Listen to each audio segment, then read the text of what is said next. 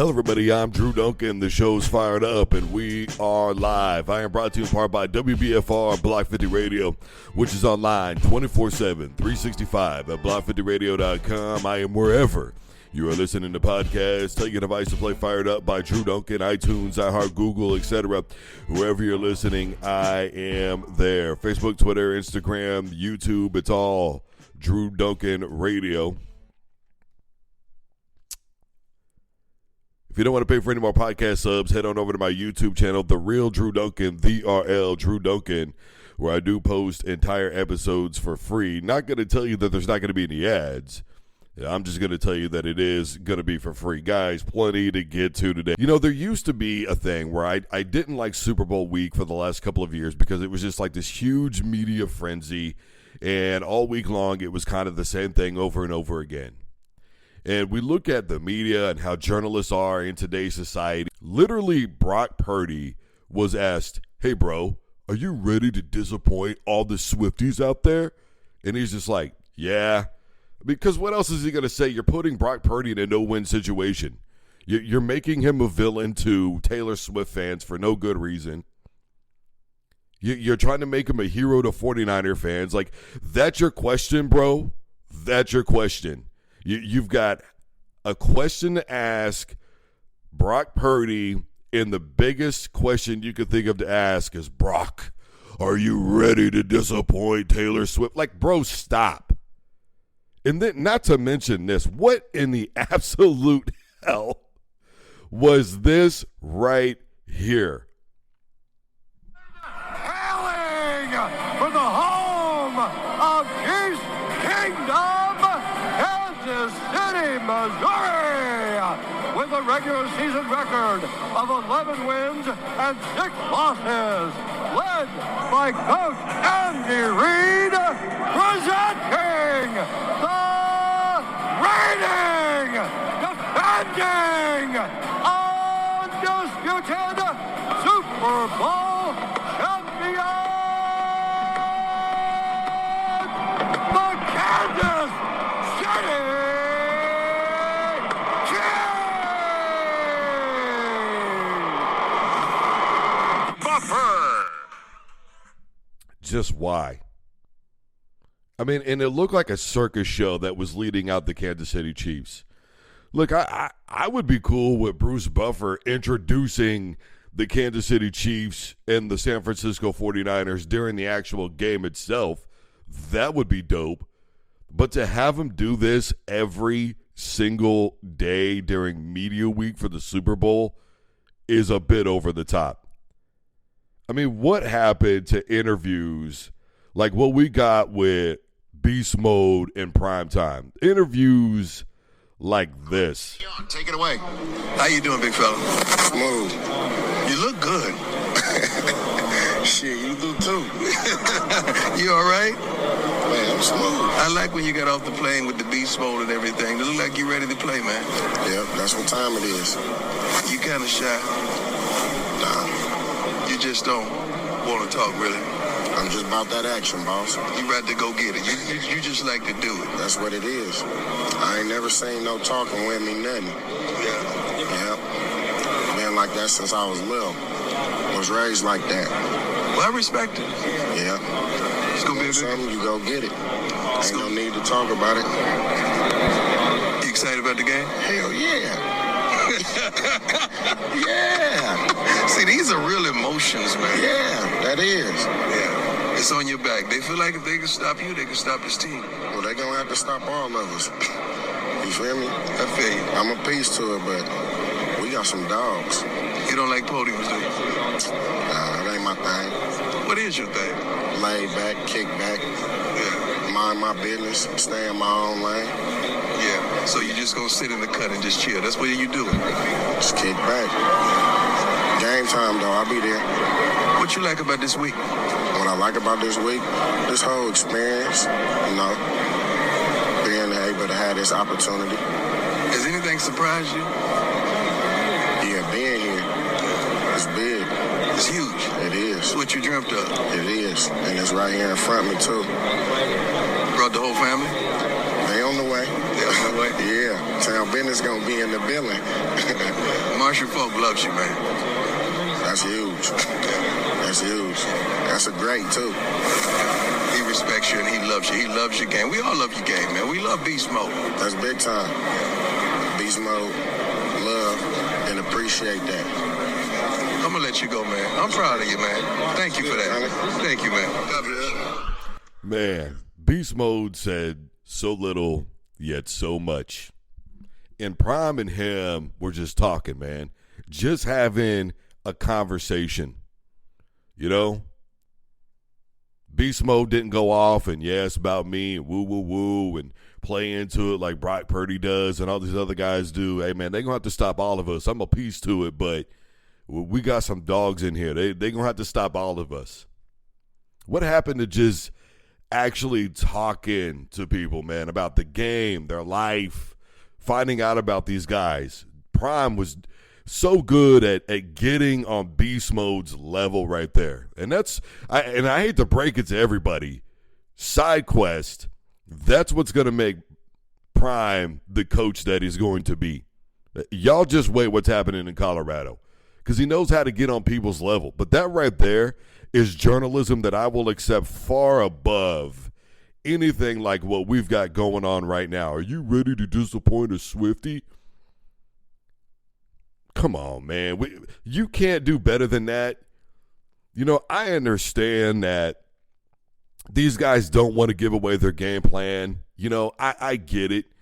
But there's got to be something that you can ask them. Hey, look, man, when they're in this formation, what is something? Anything. I just – this Super Bowl week has been come on, man. These guys, it was funny. Don't get me wrong.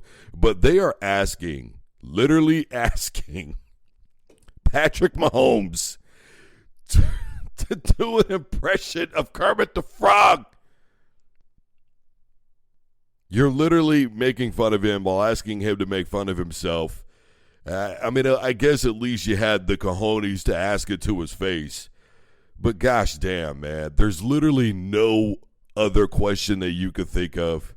This is what they're putting out there. You've got kids asking better question than grown adults who are acting like starstruck children in front of an athlete. Guys, he's just a guy. I stood next to Hoist Gracie. It was amazing. I was a little nervous, but at the end of the day, he was just a guy like you and me. In the meantime, Kyrie Irving on his legacy. I don't want to get too deep into it because I love protecting, the people that I'm in business with, even if it doesn't work out. Again, I wish all those guys well, but conversations that needed to be had weren't had before the trade deadline, and I don't know if anything needed to be salvaged. I just think it was time to get my own peace of mind and go somewhere where I was able to thrive and be in a situation where I didn't have to worry about, kind of behind the back talk or the media talk or not knowing how to handle, real life circumstances that it has nothing to do with the game of basketball. It has everything to do with how you handle someone as a person. And while I was here, I've learned a lot of lessons. I've made my peace again, like I said, and I just want to move forward. Things could have changed, and you look back at the past, and you have 20/20 vision. This could have gone right if this would have happened. If I didn't get injured versus the Bucks, do I still ask for a trade? If KD's foot wasn't on the three-point line, are we talking about a different legacy here? If James doesn't ask for a trade, all the woulda, coulda, shoulda, wouldas. Hopefully, after this night, we could just put that to rest and just move forward, and I could look forward to the rest of my career and just handle it in Dallas and going after my second championship. Well, there it is from Kyrie Irving. Look, I know he's probably going to get bashed a lot, because Kyrie has made himself an easy target. And this is just why I choose not to a lot of times discuss political beliefs, right? Because regardless of whatever you say, you're going to get attacked by the wrong people. You're going to get loved a lot of times by the wrong people. And that's why a lot of times I just choose not to affiliate myself for the most part in a lot of my political beliefs. Because I feel like it's really nobody's business, to be honest with you. And so when Kyrie Irving started talking about flat earth, when he started talking about the COVID vaccine and his refusal to get it and all those things, it really made him an easy target.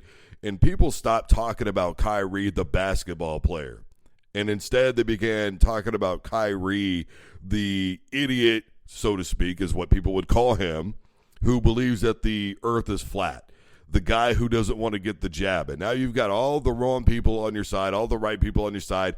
Then there was the whole thing where he promoted, the commentary about Jewish people and that whole book and everything else. And so people less and less talk about Kyrie Irving, the basketball player, and they talk more and more about the other side of Kyrie Irving, and they're still bringing up the Brooklyn Nets.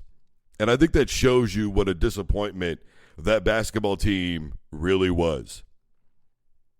Look, I don't know what side I'm on here. There's levels to it. And maybe he's right. Maybe if, Harden doesn't get hurt, maybe he doesn't ask for that trade. But then again, James Harden doesn't seem like he can get along with anybody. And, sure, right now the Clippers are having a lot of success, and that's all right and everything else. But how long is that going to last? We've got the playoffs to get to, which is generally where he either completely disappears or he drops 50, and it doesn't matter because they don't win the game. He's hit some big shots in the playoffs. But then again, when you're playing at that level, that's kind of your job, right? So with James Harden, and we reflect on him one day, what are we really going to think about? These are all the things that we should be thinking about in terms of sports. I get it. Simultaneously, I think it's to a point now where everybody's got a legacy and everybody's got this and everybody's got that. Look, what happened in Brooklyn is done, said, and over with. It failed. It didn't work. Everybody likes to use that stupid word, the KD experiment, the so-and-so experiment. Well, it's not an experiment when you're Kevin Durant. It's damn sure not an experiment when you're Kyrie Irving or James Harden. I guess we all just forgot that Harden and Durant played together at Oklahoma City. And that part of the reason why Harden was traded was because of the way people were talking about him. Now, Kyrie's talking about people talking about behind his back in the locker room. It is what it is. But Kyrie doesn't ever seem to really get along anywhere he goes either. It happened in Boston. Everybody said that he wanted to go on his own from Cleveland and make his own name and be his own guy and be the guy and be a winner and a leader and all this other hoopla. Well, where can you say that he's gone since then where people have looked at him as the guy? He's damn sure not the guy in Dallas because that's Luka's team. Let's just keep that a buck. They haven't really done anything much, have they? In Brooklyn, it wasn't going to be seen as his team. That's KD's team. That's all there was to that. So if that's what he really wanted, has it really worked out for him at all? I don't know how I feel about Kyrie, the basketball player. For a while, I thought he was definitely one of the top 3 players in all the NBA. And it still could be argued that without him, LeBron doesn't get a ring in Cleveland. After all, let's not forget when Kyrie got hurt, LeBron failed. Remember, LeBron said, I'm confident that we'll win because I'm the best basketball player in the world. When the series was over and they lost, LeBron really backtracked very fast and said, well, here's the thing. Kyrie was hurt, so was so-and-so. Like, wait a minute, what? So it could definitely be argued that he was a huge part in LeBron getting a ring. Look, I don't know how I feel about the Brooklyn situation in terms of what would have happened if those guys could have all gone along and been a unit. I think Kyrie and James Harden are inherently just honestly too selfish for that situation to work. And if KD wears the right shoe size, fine, I'll give him that. But that's more about Kevin Durant's legacy there than it is Kyrie's. Because they would have gone on to win the NBA Finals. Of course, that's speculation, but I think it would have happened. I think they were good enough that year to win the NBA Finals, and we'd be having a different conversation. But that's something, though, that I think he's seeing people say online and other journalists. I don't think that is Kyrie really seriously believing that. Now, why that's still being brought up, to be honest with you, I don't know. I think it's done, said, and over with. But I think for him, speaking on it to him is finally him closing the book. But I don't think he really said enough, because now it's going to be dissected by everybody, and all everybody's going to want to do is figure out a way to expand on it. But there is no way to expand on it. It's done. And I think we need to put it to bed. It is what it is. Everybody's moved on. Everybody's in a different place. And I think right now, out of everybody, so far the person who's enjoying the most success, can be said, is James Harden at this point because of what is going on with the Clippers. All right. Kind of a sticky situation here with the Oakland A's, right? Because Carol Goodman, mayor over there in Vegas, was initially talking about the Oakland A's and said, I quote, I personally think the A's have got to figure out a way to stay in Oakland to make their dream come true. Of course, she was talking about a $1.5 billion stadium being built in Vegas. So that was her initial thought on that. Then later on, she decided to write out a whole tweet, and I quote, I want to be clear that I am excited about the prospect of Major League Baseball in Vegas, and that it very well may be that the Vegas A's will come to be a reality and we will welcome them to our city. She would continue on to say, on February 5th, 2024, I was interviewed for the Front Office Sports Podcast. I was one of many interviews about the rise of Major League Sports in Las Vegas and how this weekend's Super Bowl is a milestone in a former Mayor Oscar Goodman's pursuit of sports teams for Vegas. We discussed several topics, including the Oakland A's, for about 7 minutes. Boy, she is really specific here. And I mentioned that the passionate fans of Oakland who often visit our city to cheer on the Raiders, my points included that it is my belief that their perfect world, the ownership of the A's would like to have a new ballpark on water in Oakland, that the ownership and government there should listen to their great fans. Oh my goodness, she wrote this weird. And try to make a dream come true. Yada, yada, yada. Yada, yada, yada. Here's the bottom line. What she is saying is, if you want to make your dreams come true when you wish upon a star, don't be coming over here trying to do that, because it's probably not going to happen. Well, why is it going to happen? Who the hell really knows, right? All we know is that basically she's saying, don't come here, but sure, you can come here, but whatever. Look, Vegas is becoming a huge melting pot right now for sports, right? Obviously, you've got the Raiders that moved there, okay? You've got the pro hockey team that's there now, and weren't they the quickest team to win a championship, right, as a new franchise? Wasn't that the Knights? So you've got that going on there. Obviously, you're holding the Super Bowl. The NBA has been there now, okay, and they've had, their little in-season tournament that they've had. They did all of that in Vegas. Right now, you had the potential of the Oakland A's coming to Vegas. So now you're going to have 3 major sports there. All that's really missing is the NBA with a full-time team there, and you'd have the 4 major sports. I think the thing that's dangerous, though, in the eyes of a lot of fans, is the house never loses. And with the way that things have gone with the officiating this year in the NBA, with all the turmoil that we've seen with the referees, the unaccountability that happens with officials, the game in Vegas right now, look, you've got a Super Bowl that to a lot of people looks very rigged. You have the 49ers in some regards saying that, look, you guys have got us over here at UNLV. Meanwhile, they're over there in the actual stadium practicing, right, getting used to the turf, getting used to the field. All of those things are going on. And then to top all that off, the gambling that is so prolific right now in sports with FanDuel and, even DAZN. And I mean, when was the last time you turned on a game of football or basketball and didn't see an ad for gambling? I'll wait. I mean, it's probably been a couple of years, to be honest with you. It is all over the place. You can't get on YouTube without seeing it, and it is so easy to gamble now. You literally just need to be 18 years old and have a debit or credit card, go log into an app, and boom, there it is, you're gambling. It's entirely too easy to gamble now, and I think that with Vegas, you have to be very careful about the perception of your brand and of your sport. And for whatever reason, the NFL, the NBA, the NHL, the MLB, they're all getting more and more and more laxed. And when you've already got people out there thinking that this is rigged, come on, man. Lamar Jackson would have easily scored on that option play. I literally have no idea why he slowed the way that he did.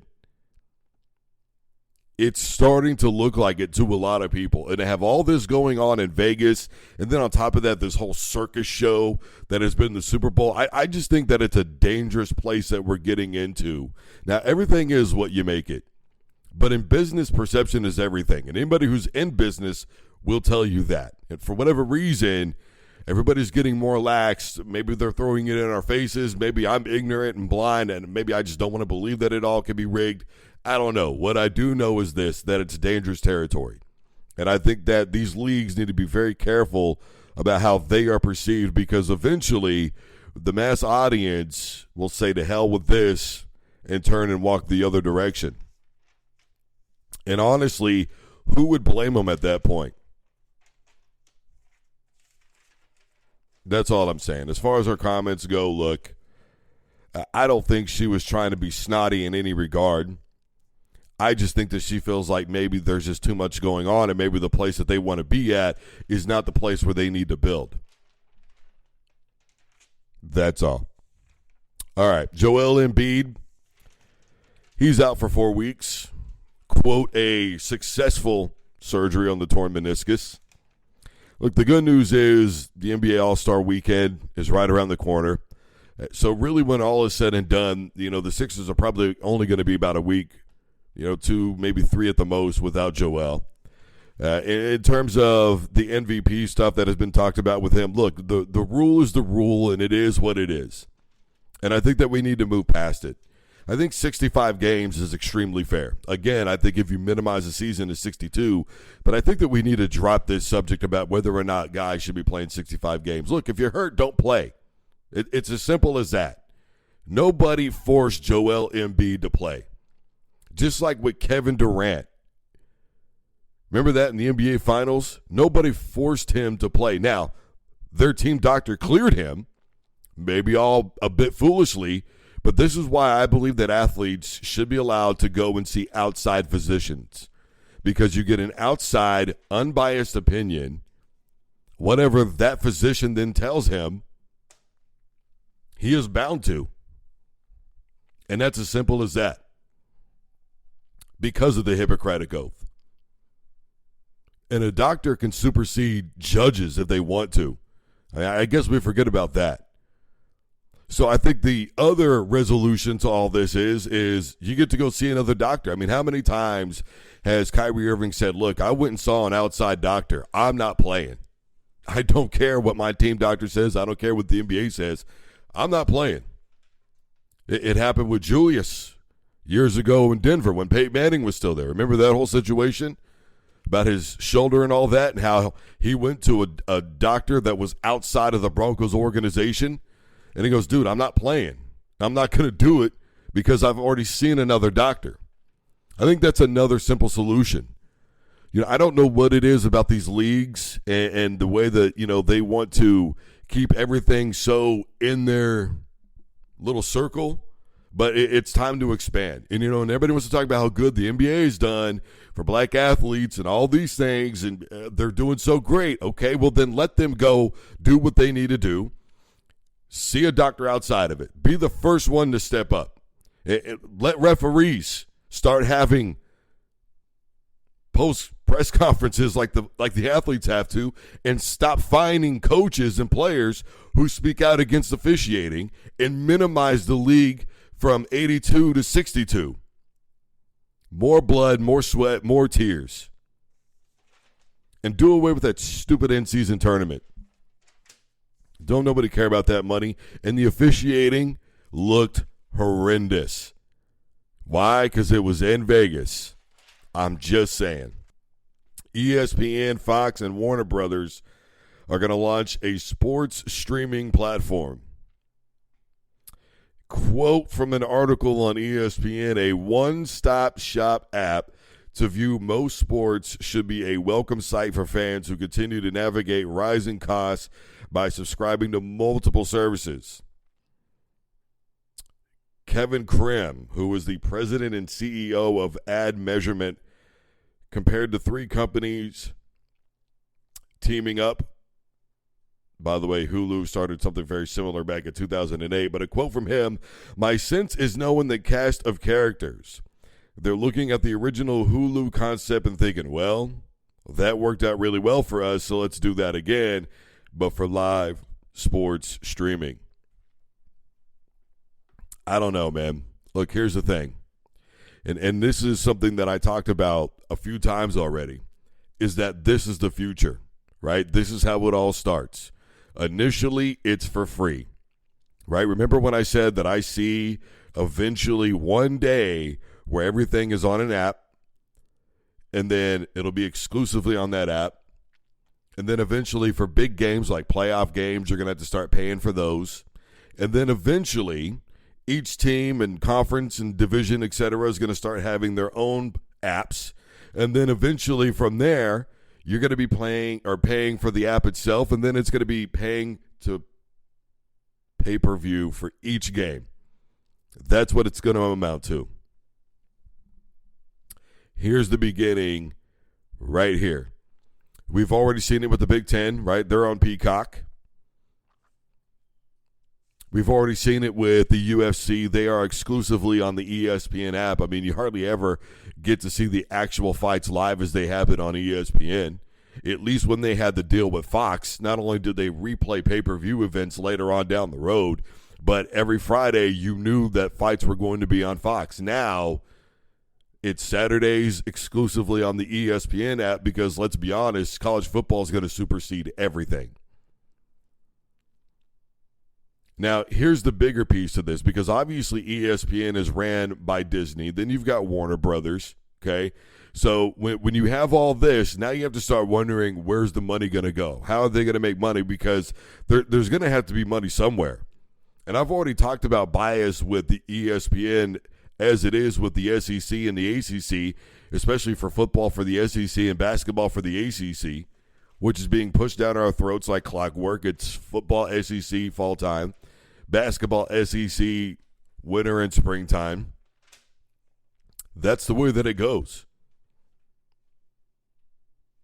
So now you have to start wondering, is there going to be an even bigger push for the SEC and the ACC as they go on here?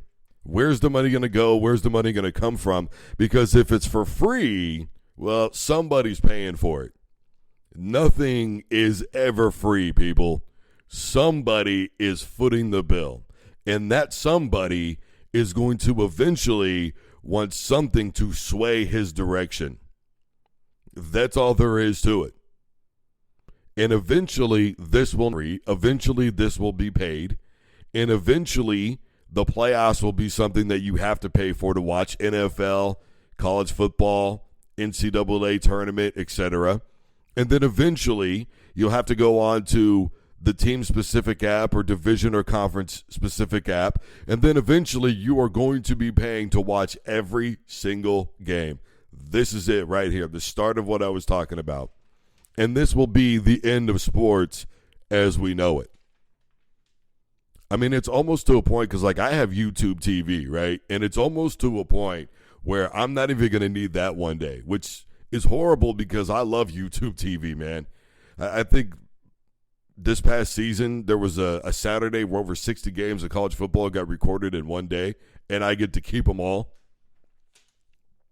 But I don't think it's going to be like that anymore. I like it because I can go back and review things, you know, and basically that's my film. Like, okay, I'm going to go back and rewatch this. Now everything is going to be on a streamed platform. And you may not be able to record it unless you want to pay an extra price for it, and who knows how long you can keep it. I mean, it's done. The way that we know sports is officially over. And it won't be long before all the things that I've talked about are going to come to fruition. And you know, betting is taken over in such a big way, and streaming has taken over in such a big way. I mean, eventually, I really don't think we're going to see real, actual fans in the stands. I think one day we're just going to see, you know, images of fans, maybe, you know, like a few ones that'll pay to like watch the game from, you know, like their home or whatever, and be cast on their laptops or whatever they're going to be watching it from. But other than that, that's the way that's going to go. And I'm not really sure I'm a big fan of that. I'm just saying. All right. Deion Sanders, he stood up basically for Bill Belichick. You know, Marlon Humphrey, the Baltimore Ravens guy who said the greatest coach of all time hasn't got a job in 6 different openings in the NFL. Deion Sanders said, God help this younger generation show some respect. Look, I understand where Prime is coming from, and just because I'm a fan of Prime and I believe in what he's got going on in Colorado does not mean that I can't disagree with him, and I just disagree here. Look, it's not about disrespect. It's really not. It's not about showing respect to Bill Belichick, and I get where Deion is coming from, especially as a coach and a player and somebody who's had to constantly fight for his legacy. All everybody's ever wanted to talk about is how we never tackled, yet for some weird reason, he's top 20 all-time in quarterbacks for tackles. Isn't that a little bit bizarre? But, you know, he never wanted to tackle. Still second in all-time in returns for a touchdown. And that includes interceptions, punt returns, etc. Still second in all-time. Let's not forget that Deion was one of the original great two-way players from his generation. Sure, you had Slash, but Cordell eventually settled into a quarterback role and it didn't work out for him. Deion was a true two-way player. So damn good that he won back-to-back Super Bowls, right? One with the 49ers and then the next season with the Dallas Cowboys. And he still had to defend his legacy over and over again. So I appreciate where Prime is coming from in that regard because I know that that's a big part of it. Simultaneously, I believe that athletes should be allowed to speak their minds. Now, I'm not saying that there shouldn't be any repercussions. And I'm not saying that people aren't going to disagree with him. I mean, because after all, if you saw Humphrey in the comment section on that post on Instagram, he was like, yo, I've been getting flamed all week, bro. It happens. Not everybody's going to agree with your opinion. But I think, though, there is levels to it. And I think that they should be able to say what they want to say. You know, the biggest thing for me has always been we want athletes to be these robots that just go to work, go home, you know, and the minute they say something that everybody views or deems to be out of pocket, now all of a sudden it's, well, you know, they're just kind of really troublemakers and they don't really want to play ball and shut up and dribble and all that stupid stuff. Man, forget all that. Last I checked, this is America, and supposedly we're allowed freedom of speech. And so if Marlon Humphrey wants to say, look, I don't think BB is the GOAT, I think Tom Brady's the guy who got him all of his wins, then why not? After all, Bill Belichick is 83-104 without Tom Brady. In fact, his win percentage with Brady is basically 77%, and without him, it's 44%. Let that sink in. Marlon Humphrey has every right to that opinion. It is not exactly unjustified. So he ain't exactly just saying some crazy stuff out here. It wasn't like he went off and said Brady wasn't that good. You know, that would have been like, okay, bro, say it if you want to, but get ready. It ain't like that. He said something that is completely justifiable and that a lot of people happen to agree with him on. So while I appreciate where Prime is coming from, I'm just going to agree to disagree on this one. In the meantime, Antonio Pierce on himself with the Oakland Raiders. Just like what AJ talked about, why former players don't want to coach? Because it's not fun. You forget the love of the game and why you're doing it. And you put in all these hours and you don't have the enjoyment of doing it, right? Guys win the game Sunday and coaches are mad about 1 or 2 mistakes. Hell no, we just worked our tails off for 6 days to get to that victory Monday, right? See you Wednesday type speech that we talked about. And I think with our guys in our locker room, you talked to Max Crosby, you probably talked to Devontae, we just needed some excitement and some joy and some love for the game. I said, man, go back to when we was in Pop Warner, fellas, and you didn't know what the hell the play call was. You didn't know what your dad was telling you, where the ball was. You just went and got the ball, right? You just took the ball into the end zone. Keep the game simple. It's not a very difficult game, but more importantly, love what you're doing, love being around one another. And when I look at the Raiders, man, it's swagger. It's confidence. It's in your face. You know what I mean? Like, what are we talking about? Like, when you wear the silver and black, you know what time it is when you walk in the building. right? So for us, it's like, man, that's what we need to do. We need to intimidate teams mentally before the game even starts. And then obviously we got to go out there and play. You know, I really do like Antonio Pierce and his approach to coaching. I really do. And, you know, a lot of people it's going to turn into the Deion situation, right? Where people are mad at his swag. People are mad at what he does and how he presents himself.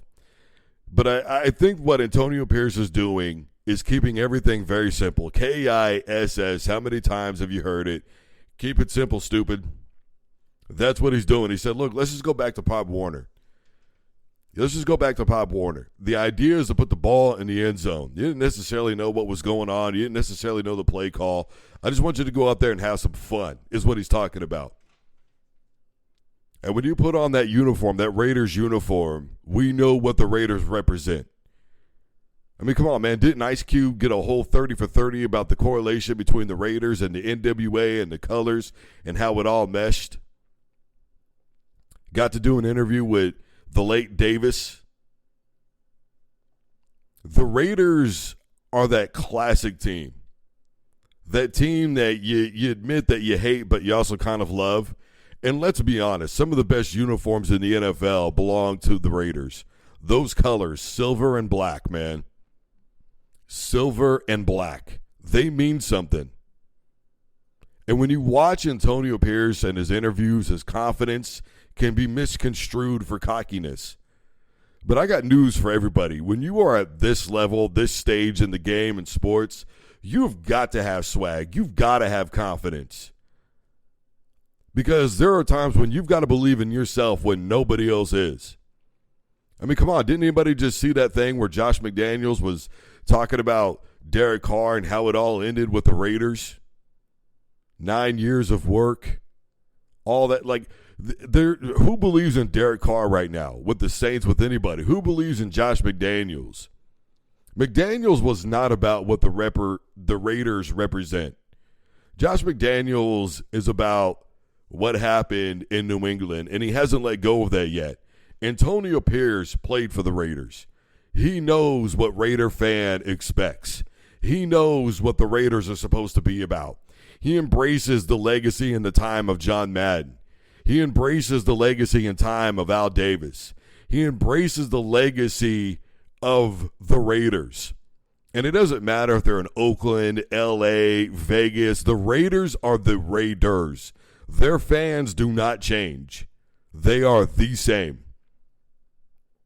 They are the Raiders. Raider Nation. It is a huge deal, guys.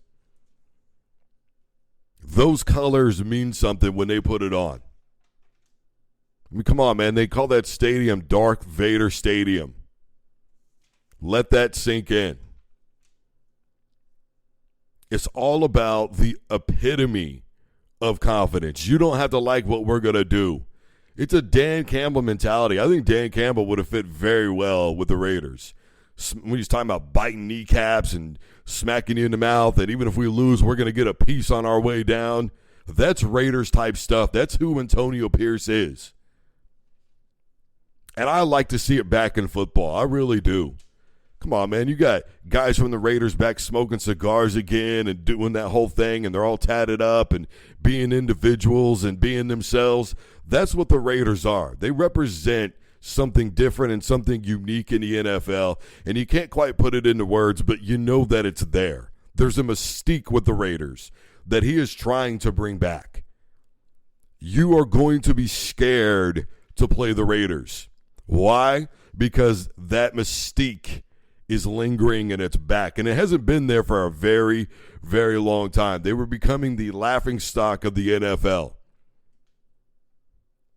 The Lions have had success. The Browns have had success. The Raiders have done nothing.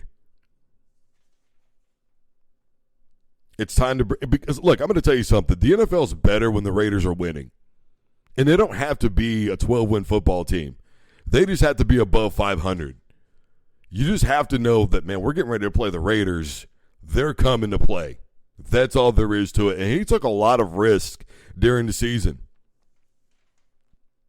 Starting a rookie, completely changing up everything that McDaniels was doing. He took a lot of risk, and it worked out for him. Winning record. There is, I think, a lot of good chatter with the Raiders this year that they could be a playoff contender. And let's be honest, the AFC is not exactly wide open. The Chiefs obviously still run the AFC West, but who knows what's going to happen with Denver and Russell Wilson. I know that a lot of people are going to be talking about Coach Harbaugh and the Chargers, but Justin Herbert, that's all about whether or not he can stay healthy. If he can't, then the Chargers don't have a football team, to be honest with you. They're not known for their defense. They're not really known for having a prolific offense. You can't just sit there and go, well, they got this guy, they got this guy, and they got that guy. No, you don't. You go, well, they got Justin Herbert, and that's really about where the buck stops. That's all there is to it.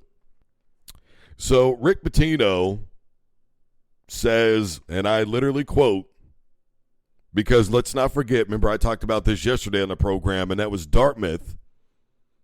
They put out a statement saying that they were going to appeal a decision that was made against them where their basketball players are now allowed to unionize. And understand that when you unionize, they are now able to not just talk about salary, but now they are able to negotiate over things like traveling conditions, practices, etc. They are able to negotiate just about every aspect. At that point, they are now paid athletes. And a quote from Rick Pitino, for basketball, I have the Power 5 and Big East Conference commissioners get together and create a salary cap between 1.5 and 2 million. All contracts delivered to the league and school offices. He went on to say all other conferences should establish their own salary cap. I would never exclude anyone from the NCAA tournament, obviously.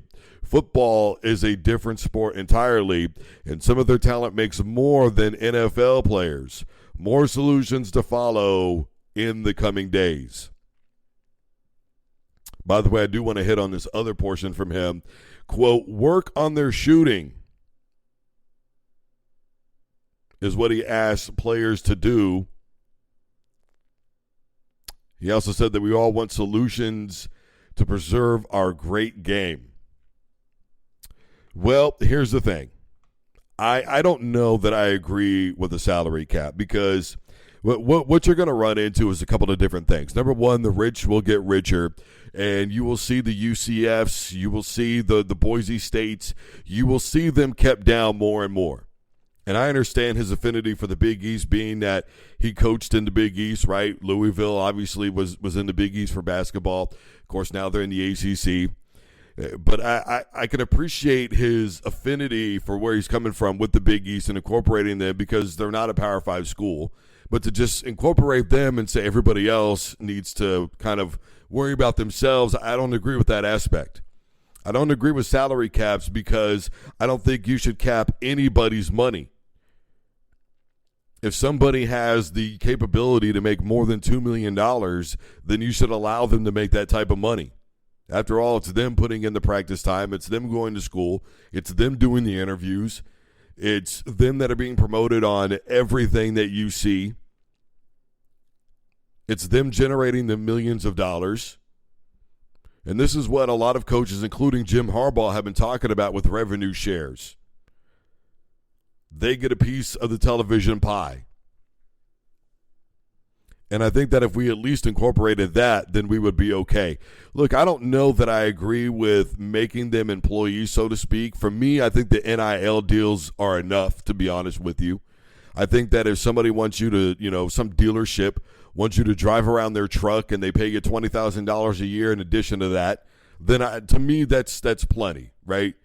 I don't want to get out of control with it, but let's be honest. The money is going to be the money. And somebody is going to be willing to pay whatever it takes to get a Deion Sanders from back in the day there. They're going to do whatever is necessary to get somebody like that. Why? Because they want their programs to be relevant and they want their businesses to sell and make money because, after all, money is the bottom dollar. That's all it legitimately amounts to, guys, is the money. And in conjunction with all of this, I want to remind everybody that months ago, 13 different states, including Missouri, Texas, Oklahoma, New York, etc., they all made it illegal for third-party investigations from outside sources, a.k.a. the NCAA, into NIL deals. Well, now the very same thing is happening in Tennessee. A judge in Tennessee halted the NCAA and said, you are not allowed to investigate what you believe to be unlawful NIL deals. Now that's huge because that essentially adds Tennessee to what's going on. And let's not forget that the NCAA put out a memorandum to everybody months ago that said, look, you don't have local government power. We supersede you. Well, they obviously are not, because what has happened in the last couple of days is with Dartmouth, a judge overrode them. In Tennessee, it's the same thing. And let's not forget that it's relevant because Tennessee is being investigated for potential NIL violations, the university themselves. So while the NCAA is trying to conduct an investigation, a judge is saying, you're not allowed to, bro. You can't do it. Now, that's all tying into what we're seeing with what Rick Pitino is saying, what's going on in Dartmouth, what's going on already with the other 13 teams that are, or 13 states that are in there. That would make state number 14 basically with Tennessee. And by the way, that would essentially absolve the Volunteers over anything that's going on right now. So at this point, very literally what that means is these investigations are being put to a halt. Now, do I think that the NCAA should or shouldn't be allowed to investigate NIL deals? Well, here's the thing. The NCAA has basically trumped up charges before. Let's not forget the Reggie Bush situation and why he is suing them and Lloyd Lake for defamation of character. Because the reality of the situation is Reggie Bush basically never took anything from the university. The NCAA is telling you that pay for play is still illegal, okay? But Reggie Bush never got anything from USC. And from Reggie and his attorney, all of this was set up by a guy named Lloyd Lake, who alleged that he had previous connections with his stepdad, who gave him a used vehicle and a small house to live in, so that way Reggie would make him his agent whenever he decided to go to the NFL. And Lloyd Lake has sued years later over the fact that they had a pre-existing agreement. But at that point, though, if Lloyd Lake could do that, well, then he would simply be implicating himself in unlawful and illegal violations from NCAA practices that were happening back then. So he's not absolved of that now. Doesn't anybody find it a little bizarre that Lake is doing it recently as opposed to back then? Why? Because really it was his dad, his stepdad, I should say, that he had the contract with. But Reggie had nothing to do with that, and they lumped, the NCAA did, Reggie Bush's case in with a tennis player that was making phone calls back home to Germany while they were at USC for illegal recruiting practices. And Reggie got lumped into this whole thing when he had nothing to do with anything that was going on. And he never got anything specifically from USC. So it's really hard to trust the NCAA when it comes to their investigations, because they're going to put out whatever they want to put out, and they are going to find whatever they are going to find, and they are going to do whatever they are going want to do. And I think that's why a lot of times these judges are stepping in, because they know this. And let's also be honest, judges definitely have connections and ties to universities in the Southeast Conference, in the Northeast area. I'm not saying there's not a part of that, but I'm saying I think these judges are doing, for the most part, what is right and not allowing the NCAA to just run roughshod anymore. Again, I remind you, Condoleezza Rice, folks, everybody made fun of her, yet 6 years later, here we are.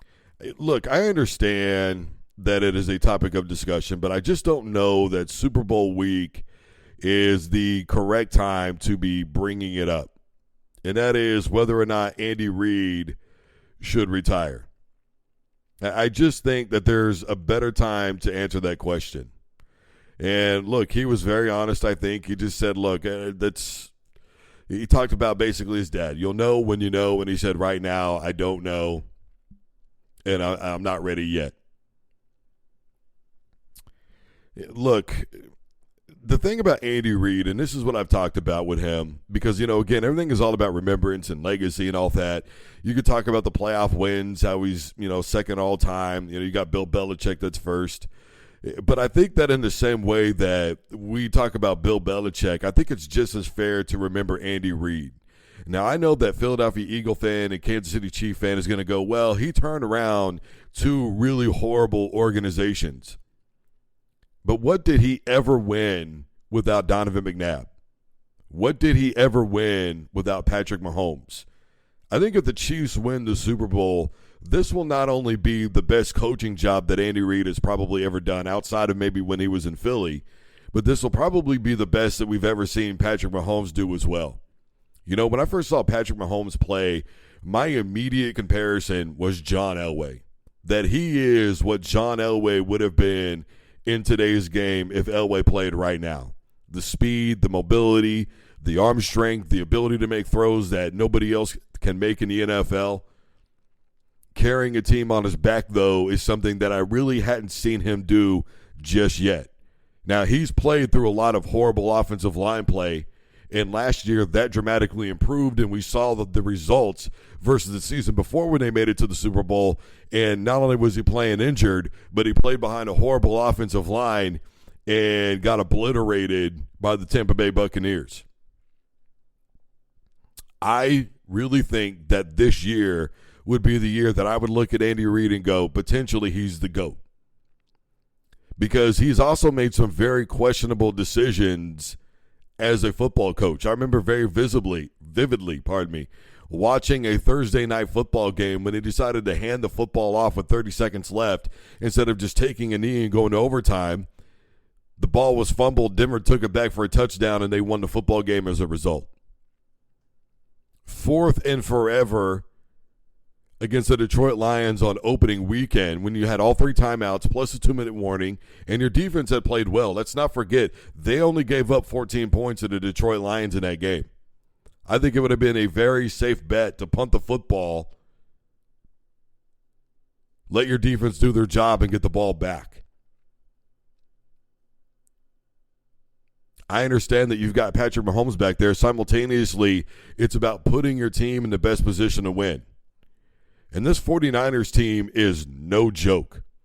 Ayuk, Samuel, Kittle, Christian McCaffrey, Bosa on defense, a hell of a defense as a matter of fact. Linebackers have made diving interceptions.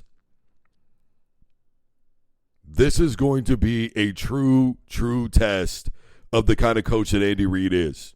I think we saw a pretty good coaching job last year in the Super Bowl against the Eagles. They made a lot of adjustments, and they dominated the second half of that football game.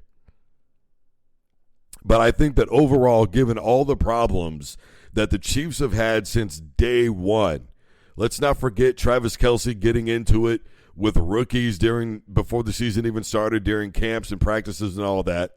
Let's not forget all the drop passes that basically them and the Detroit Lions were competing all year long for that 1 and 2 spot over who was going to have the most drop passes. Let's not forget everything that happened with Tony. He wasn't ready for that question when it happened last week.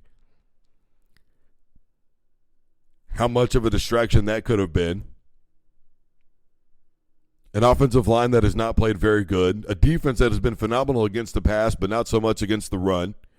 If they are able to beat the 49ers, this is going to be Andy Reid's best ever coaching job.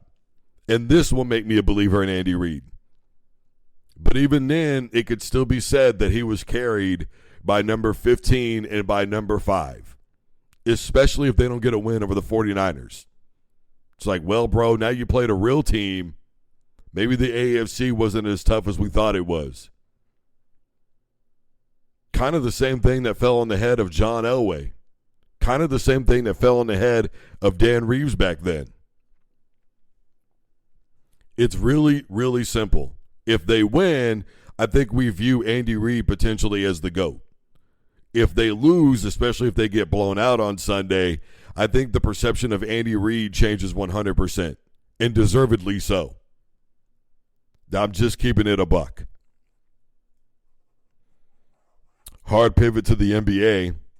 Klay Thompson has been very vocal, saying he went from one of the best to now he's being benched. Klay Thompson, it didn't start, this year. This whole thing with him didn't happen overnight. Let's not forget the start of the Warriors season last year. I remember when they first won that first game of the year, I thought, are they taking advantage and beating up on a mediocre New Orleans Pelicans team, or are they the real deal? We're going to find out. And it was a pretty horrendous start of the season there afterwards. And Klay Thompson was falling off, and him and Brian were getting into it, and all that kind of stuff was going on. Remember the whole chanting the 4 rings at him, counting him out 1, 2, 3, 4. When Buddy was sliding across the ground there on the court, and you could see, Klay Thompson standing over the top of him, jawing with him. This didn't happen overnight. This has been a build-up to Klay Thompson. And one of the things that I talked about last year when the season was over for Golden State in the playoffs, the beginning of this year, and now again, is it time to break up the band. But here's the thing, though. You have to do this delicately. You can't just trade off Klay Thompson. You can't just trade off Draymond Green. You can't just get rid of these guys because they've been there since day one. And while I understand that Steph Curry's probably going to get a lot more respect than the other two deserve just as much to me. Because without Draymond Green, you're not getting the 20 boards a night. You're not getting the defense. You're not having the enforcer on your basketball team that you 100% need in order to be in that situation to begin with. Klay Thompson and Steph Curry by themselves are really fun to watch. They make a lot of fancy shots, but do they really truly win you games, just the two of them without Draymond? I don't think so. Draymond and Steph together probably don't last forever without Klay Thompson because eventually the Golden State Warriors probably get tired of everything that's going on with him, decide that we don't need him. You keep Steph Curry because he's your moneymaker. And he gives you a really good image as opposed to Draymond Green, who gives you a lot of bad publicity to a lot of people. Not to me, but to a lot of people. Then you get Klay Thompson and Draymond Green by themselves. Let's say we have that scenario. Well, they don't win a lot of games. And that band gets broke up within a season or two, and I'm not even joking. But the three of them together have made the Golden State Warriors what they are. And you have to do this the right way. Otherwise, you piss them off, you piss off the fans, and you've got problems. And you also have to understand that once you do this, you are essentially hitting the reset button. Because I love Steph Curry, but do you think that Steph Curry is good enough to carry a team all by himself? Without Draymond and without Klay, are they going to win 50 games with just Steph Curry? More than likely not. And I don't think they have those rings either. Wasn't Iguodala an MVP? Wasn't Kevin Durant an MVP with the Warriors during the NBA Finals? So what you have to remember is that this was never anything that they did individually. This was the three of them, and the three of them were good enough that other guys wanted to go there and play and compete with the Warriors. Because of the three that know each other, that stick up for each other, that have played together, that developed a brotherhood. This is bigger than basketball. It really is. You can't just get rid of Klay, and benching him is a ballsy move by Steve Kerr. But it is symptomatic of the end. And I think at the end of this season, you probably see Draymond either retire or go somewhere else. And I think you see the same thing with Klay Thompson, but you can't get rid of Steph Curry because he brings in the dollars. And with the type of money that you're throwing at him, you can't just say bye-bye and let your money go somewhere else. Because Steph Curry is that player that, again, I've talked about this before, he can go and play somewhere else, and if that team isn't doing very good, they'll go, well, at least I get to see Steph Curry play. That's the way that it is. All right, guys, we got bills to pay around here. Don't you dare touch that dial. Block 50 Global Radio.